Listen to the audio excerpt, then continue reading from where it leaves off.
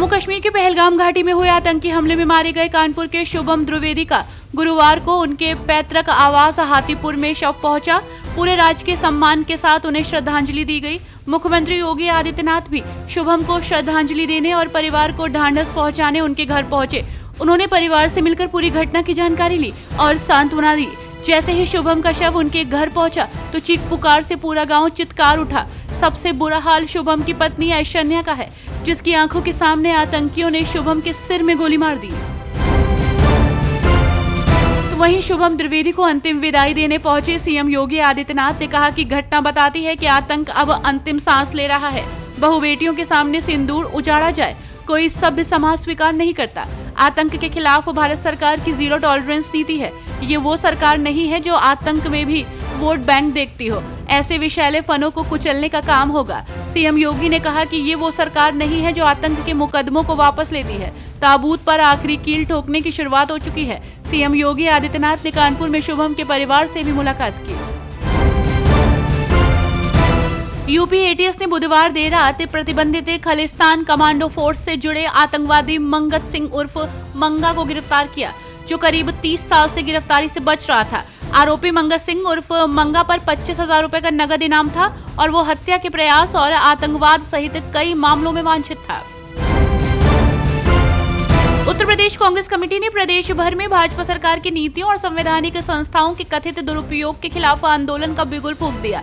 कांग्रेस के वरिष्ठ नेताओं की मौजूदगी में लखनऊ स्थित नेहरू भवन में एक अहम बैठक हुई थी। बैठक में निर्णय लिया गया था कि आगामी 25 अप्रैल को प्रदेश के सभी जिलों में भाजपा कार्यालयों के सामने गांधीवादी तरीके से विरोध प्रदर्शन किया जाएगा, जबकि 28 अप्रैल को बस्ती जनपद में संविधान बचाओ रैली का आयोजन होगा। जामा मस्जिद के सर्वे के विरोध में 24 नवंबर 2024 को हिंसा की आग में झुलसे संभल में एक मस्जिद लोक निर्माण विभाग की संपत्ति में बनी मिली। एसडीएम वंदना मिश्रा ने निरीक्षण कर अधिकारियों को अतिक्रमण हटाने का निर्देश दिया है। एसडीएम ने बताया कि हाल ही में किए गए भूमि सर्वेक्षण में सड़क के दोनों ओर अतिक्रमण का पता चला है, इसे हटवाया जाएगा।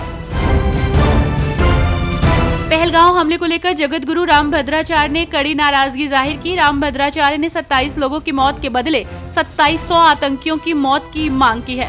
रामभद्राचार्य ने जम्मू कश्मीर के मुख्यमंत्री उमर अब्दुल्ला के इस्तीफे की मांग की है। रामभद्राचार्य ने कहा कि उनके मुख्यमंत्री रहते हुए इतना भयंकर कांड हुआ है। उन्होंने कश्मीर में राष्ट्रपति शासन लगाने की मांग की। रामभद्राचार्य ने कहा कि आतंकी हमले का उत्तर सर्जिकल स्ट्राइक होना चाहिए और घर में घुसकर बेईमानों को मारना चाहिए।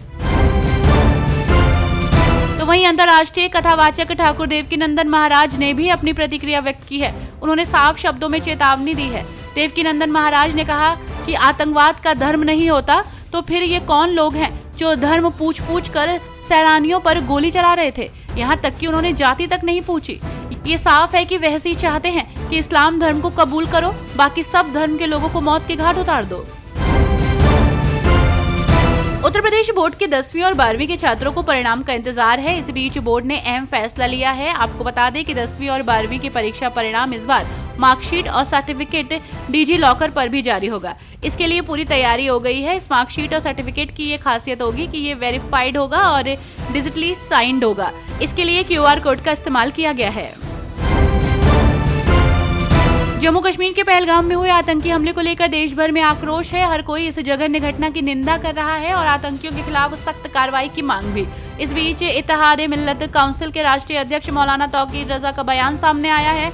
उन्होंने दहशतगर्दों की इस कायराना हरकत के लिए पाकिस्तान को जिम्मेदार बताया है और चेतावनी दी है कि अब बर्दाश्त नहीं किया जाएगा। उन्होंने कहा कि अब सिर्फ सर्जिकल स्ट्राइक नहीं, सीधी लड़ाई होनी चाहिए।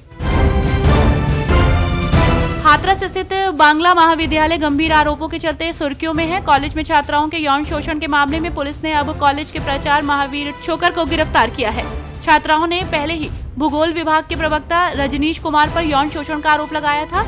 आरोपों के मुताबिक जब छात्राओं ने इस घटना की शिकायत कॉलेज के प्राचार्य से की तो उन्होंने न केवल कार्रवाई से इनकार किया बल्कि छात्राओं को धमका कर वहां से भगा दिया।